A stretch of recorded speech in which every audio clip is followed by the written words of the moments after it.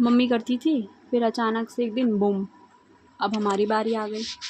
अचानक से हम इतने बड़े हो गए कि घर की ज़िम्मेदारियाँ कब संभालने लगे पता ही नहीं चला।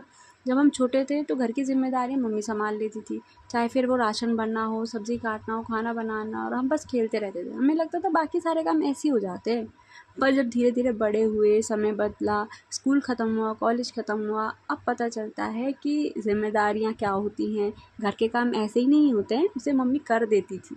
और अब ऐसा लगता है कि काश मम्मी होती। जब मैं पहली बार घर का राशन लेने गई थी ना, तो ऐसा लगा आसान होगा। मैंने फटाफट पेन पेपर निकाला और लिस्ट बनाने लगी। फिर समझ में आया भैया इतना आसान नहीं होता है।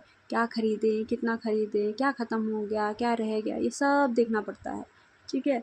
और फिर ऐसा लगता है भगवान काश मम्मी होती ना, तो मैं मम्मी से पूछ लेती, मम्मी ये कौन सी दाल है, कितना तेल लूँ, और किस मतलब क्या सामान चाहिए मुझे। मतलब इतना कन्फ्यूज़न होता है, पर फिर क्या करें।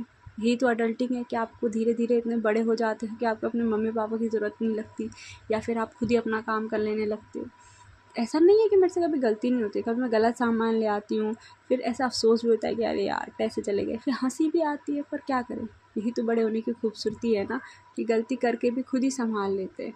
तो अगर आप भी पहली बार राशन भर रहे हैं या घर की ज़िम्मेदारी उठा रहे हैं, तो घबराइए मत। गलतियाँ होंगी, सवाल उठेंगे, लेकिन धीरे धीरे आप भी सीख जाएंगे। यही है बड़ा होना, खुद पर भरोसा करना, ज़िम्मेदारी लेना, और हर दिन थोड़ा और मजबूत बन जाना।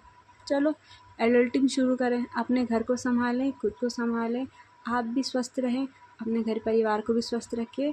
Thank you so much, bye.